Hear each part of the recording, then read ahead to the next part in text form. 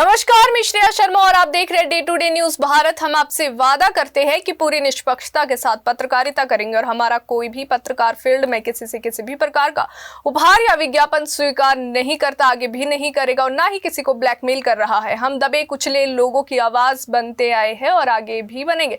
साथ ही हम ऐसी कोई खबर नहीं दिखाएंगे जिससे हमारी भोली भाली जनता मूर्ख बने या उन्हें किसी भी प्रकार का कोई धोखा मिले। हम लोकतंत्र के चौथे स्तंभ को और अधिक मजबूत करने की पूरी कोशिश में लगे हुए। अब बात करते हैं खबर की जो हरियाणा से सामने आ रही है। हरियाणा की सियासत एक बार फिर जो है गर्माती नजर आ रही है।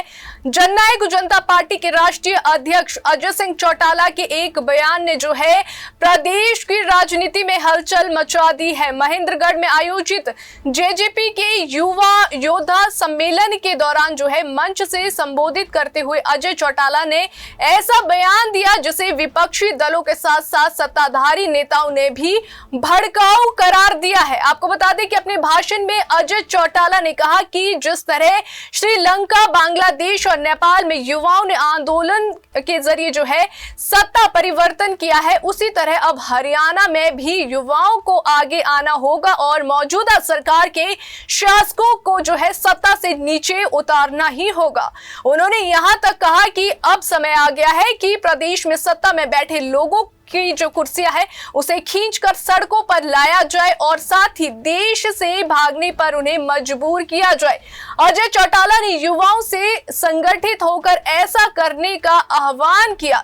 इस कार्यक्रम में जेजेपी के युवा राष्ट्रीय अध्यक्ष दिग्विजय सिंह चौटाला भी मौजूद रहे। अपने भाषण के दौरान अजय चौटाला ने मुख्य विपक्षी दलों कांग्रेस पर भी निशाना साधते हुए कहा कि कांग्रेस भी युवाओं के मुद्दों पर जो है विफल रही है। वहीं अजय चौटाला के इस बयान के बाद सियासी प्रतिक्रियाओं का दौर शुरू हो गया है। वहीं अगर बात की जाए हरियाणा के ऊर्जा, परिवहन एवं श्रम मंत्री अनिल विज ने जेजेपी प्रमुख पर कड़ा पलटवार किया है। जी हां, आपको बता दें कि अनिल विज ने कहा कि अजय चौटाला के बयान से साफ झलकता है कि उन्हें भारत के लोकतंत्र पर जो है विश्वास ही नहीं है। उन्होंने कहा कि जब किसी नेता को अपनी राजनीतिक पार्टी और लोकतांत्रिक प्रक्रिया पर भरोसा नहीं रहता तब वे इस तरह युवाओं को भड़काने वाले बयान देता है। अनिल विज ने भी तंज कसते हुए ये कहा कि अजय चौटाला ने मानो अपने हाथ खड़े कर दिए हैं कि अब उनके बस का कुछ नहीं रहा,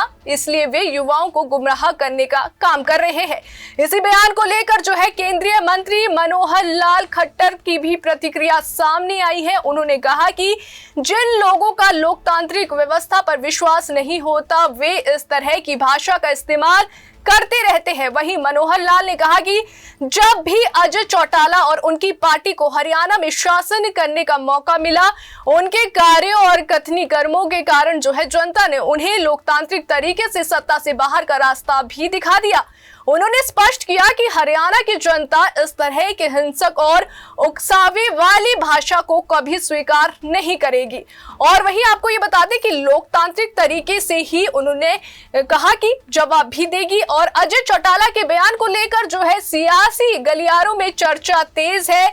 जहां एक और सत्ताधारी दल इसे लोकतंत्र के खिलाफ और साथ ही कानून व्यवस्था को चुनौती देने वाला बयान बता रहे हैं, वहीं जेजेपी समर्थक इसे युवाओं में जोश भरने वाला राजनीतिक संदेश भी बता रहे हैं। फिलहाल हम आपको सुनाते हैं कि तीनों ने क्या कुछ कहा है, तो एक बार आप बुजुर्ग और नौजवान दोस्तों, अब जरूरत है बदलाव की, जैसे मैंने कहा, और बदलाव आप लोग लेकर के आएंगे, आप और हम सब मिलकर के लेकर के आएंगे, तभी बदलाव आएगा। इसके लिए अब वो समय आ गया है कि अपने आप को संगठित करो, इकट्ठा करने का काम करो। और जब भी वो मौका आए, जिस तरीके से हमारे पड़ोसी मुल्कों में, श्रीलंका में जिस तरीके से नौजवानों ने वहां की सरकार का तख्ता पलट करके रातों रात उन्हें भगाने पे मजबूर किया, जिस तरीके से बांग्लादेश के लोगों ने, नौजवानों ने वहां की सरकार का तख्ता पलट करके उन शासकों को देश छोड़ने के लिए मजबूर किया, जिस तरीके से नेपाल में वहां के नौजवानों ने लामबंद होकर के ना केवल उनको सड़कों पर पीटने का काम किया बल्कि रातों रात देश छोड़ने के लिए मजबूर किया।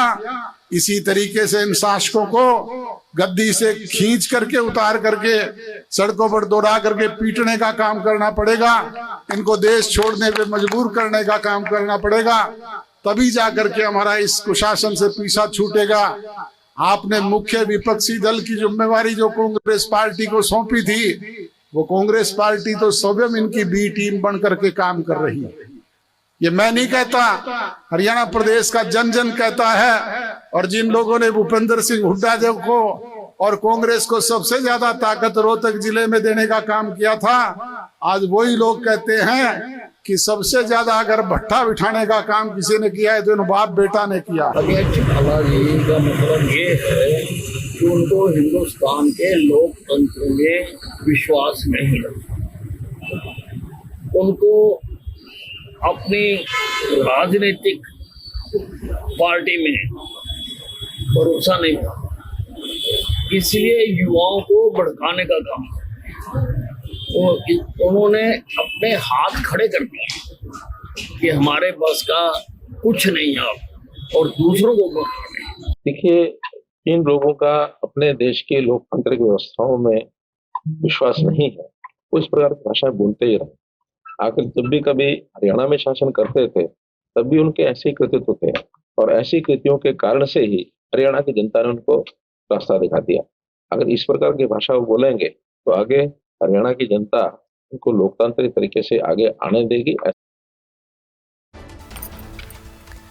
फिलहाल अजय चौटाला के बयान ने हरियाणा की राजनीति को और भी ज्यादा गर्मा दिया है और आने वाले दिनों में इस मुद्दे पर जो है सियासी टकराव और भी तेज होने के फिलहाल आसार बने हुए हैं। अंबाला से राघव विज की रिपोर्ट। अभी के लिए फिलहाल इतना ही। देश और दुनिया की ताजा खबरें जानने के लिए देखते रहिए day to day news Bharat और हमारे चैनल को लाइक, शेयर और सब्सक्राइब करना ना भूलें।